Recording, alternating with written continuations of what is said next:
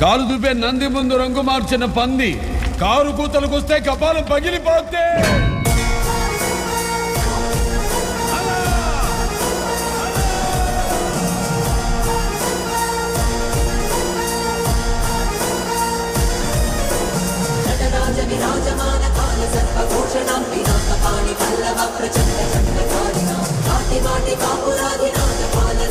వాడికన్నా దుర్మార్గుడు వరదరాజులు ఉన్నాడు స్వామి. जब थाने पे इसका नाम चले जाएगा, इसका जान चले जाएगा. వాడు నీ కొడుకేనమ్మా.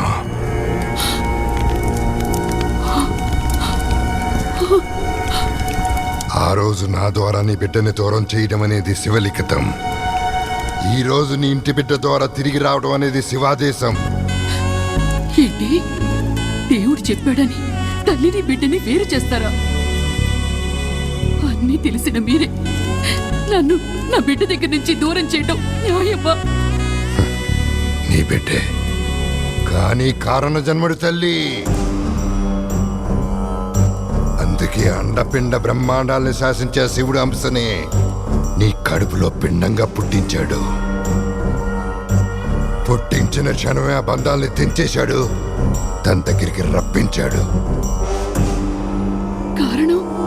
ఒక మూర్ఖుడు మహాపీఠాధిపతిని చంపి ఆ ముక్కంటికే సవాల్ విసిరి చెయ్యగోని మొదటి తప్పు చేశాడు.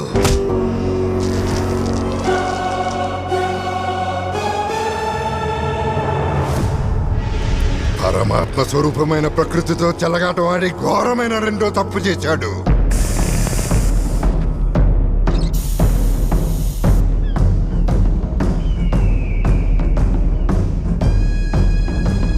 అన్యం పుణ్యం ఎరగని పసిపిల్లల ప్రాణాలు తీసి క్షమించరాని మూడో తప్పు చేశాడు.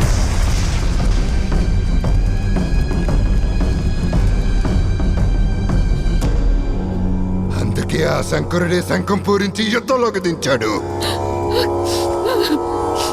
వాడి జన్మకి కారణం ఏమైనా కావచ్చు. వాడికి ఆ జన్మనిచ్చిన తల్లిని నేను. నా బిడ్డ నాకు కావాలి, అది నా హక్కు. నేను వాడితోనే తేల్చుకుంటాను, వాడితోనే తేల్చుకుంటాను.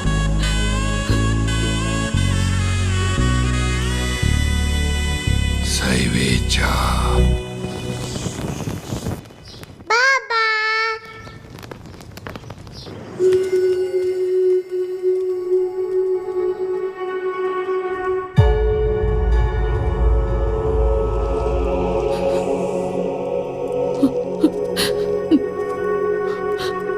అమ్మనిరా, నువ్వొకడివి ఉన్నావని, నా కడుపున పుట్టావని ఈ క్షణం వరకు నాకు తెలియదురా.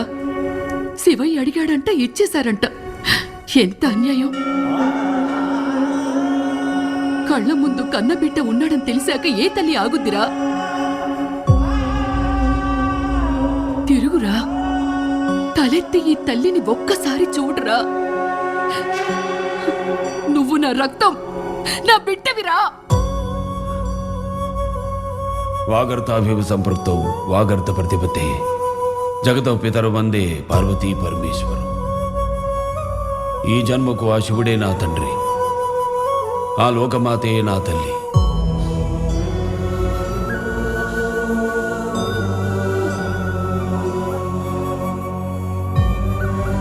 ఈ శ్వాస, ఈ శబ్దం, ఈ దేహం, నా గమ్యం, నా గమనం, ఆగమనం ఆ ఆది దంపతుల అధీనం.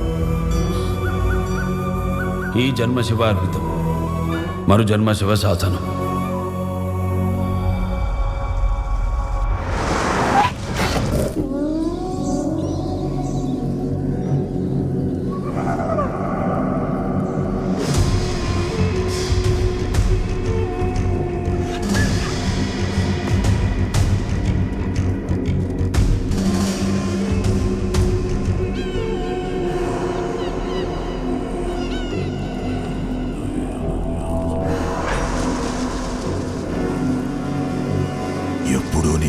వచ్చేది సామి, అట్టాది నువ్వే వచ్చావు.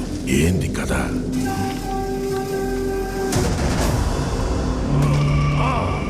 వసమనం, శరీరం ఆవాహం, ప్రాణం ఆవాహం, నరబలి.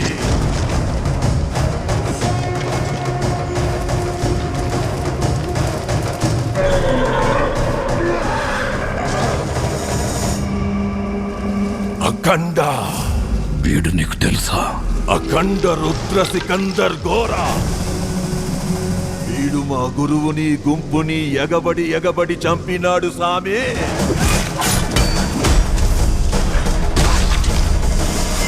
వీడు మామూలోడు కాదు సామే. సప్తచక్ర సమూహాన్ని తన ఆధీనంలో పెట్టుకున్న సిద్ధుడు సామే. పంచభూతాలు సైతం వీళ్ళ మాట వింటాయి, తాకడానికి జంకుతాయి, తల వంచుతాయి. రక్తాన్ని గట్టగట్టించే చలైన, రక్తాన్ని మరిగించే మంటైనా వీళ్ళని తాకలేవు. కాలం వీళ్ళకి బానిస, మంత్రం వీళ్ళకి దిశ. లోకా సమస్త సుఖినో భవంతు అనే ఒక్క మాట కోసం ఎక్కడికైనా వస్తారు, యజ్ఞము చేస్తారు, అవసరమైతే యుద్ధము చేస్తారు. ప్రచండ, నేనెందుకు వచ్చాను నువ్వేం చెప్తున్నావు? వాణ్ణి చంపాలి. ఈ ప్రపంచంలో నీకేదంటే భయం? చావంటే. ఆ చావుకి వాడంటే భయం. నేను పిలిస్తే భూతాలే పలుకుతాయి, వాడు పిలిస్తే భూతనాథుడే కదులుతాడు. అలాంటి వాడు నాకెందుకు ఎదురొచ్చాడు?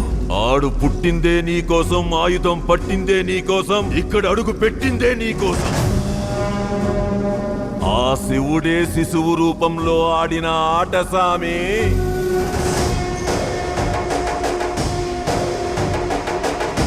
ఈ ఉప్పు తిన్నా ఈ ముప్పు తీర్చే వెళ్తా, నమ్ము.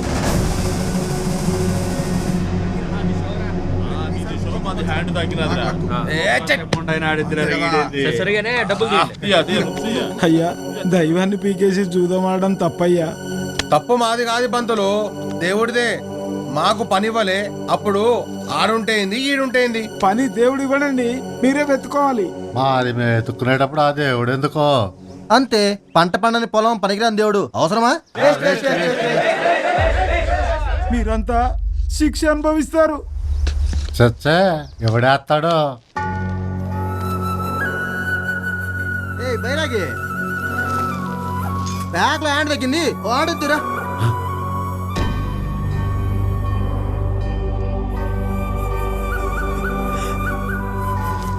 నాకీ జూదం రాదు. మరే చూద్దాం వచ్చో? పులి జూదం అంటే మేకా పులి ఆట.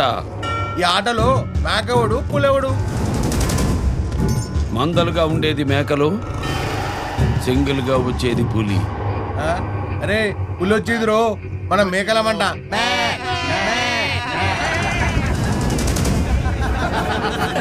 సరే, మేము మేకలమే, నువ్వు పులివే. ఇప్పుడు చూయించరు ఈ ఆట.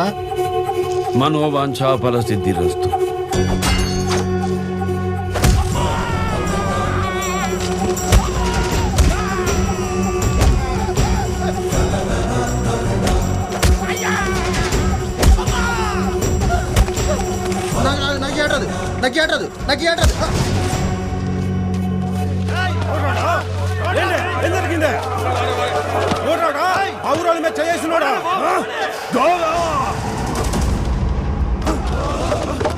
అఖండ రుద్ర సికందర్ ఘోరా. గమ్యం కైలాసం, భుక్తం కపాలం, ఆయుధం త్రిశూలం, కర్తవ్యం దృష్ట సంహారం. సైనిక్, శివకా సైనిక్. అయితే ఎక్కడ కొడతావా? ఆడినందుకు కాదురా గాడిద, విగ్రహం తీసినందుకు కొట్టా. వెళ్ళకపోతే చెప్పాలి కానీ కొడతావా? చేతిలో చాక్లెట్ పెట్టి చెప్పడానికి వాళ్ళేమైనా పిల్లలా? దైవం జోలికి వస్తే దవడ పగిలిపోతాయి. ఏందే మాట మాట్లాడితే సోలం చూపిస్తుండా? కొడుతా. శీలం లేని వాడిని పడవడానికి సోలం ఎందుకురా గాడిద? గాడిద? మా ఊరో, మా గుడే, మా ఇష్టం. ఉంచుకుంటాం, లేకుండా పీక్కుంటావా? ఈ గుడి నువ్వు కట్టావా? లేదు. ఎవరో కట్టిన దాన్ని నువ్వు పీకడం ఏంటా? ఆ గుడి నిర్మాణం వెనకాల ఎంత శాస్త్రం ఉంటుందో తెలుసా? దాని నుంచి ఎంత శక్తి ప్రజ్వలిస్తుందో తెలుసా? స్తుతులు, మంత్ర సంహితలు, పురాణాలు, స్థల పురాణాలు, వేదాలు, ధర్మాలు, ఆగమ శాస్త్రాలు, అలంకార శాస్త్రాలు, ఉపాసనా శాస్త్రాలు, దర్శనీయ నియమాలు, వీటన్నిటిని శోధించి శక్తిని నిక్షిప్తం చేసి కట్టేదే గుడి. అందులో ప్రతిష్ఠించే మూల విరాట్ ప్రాశస్త్యం తెలుసా?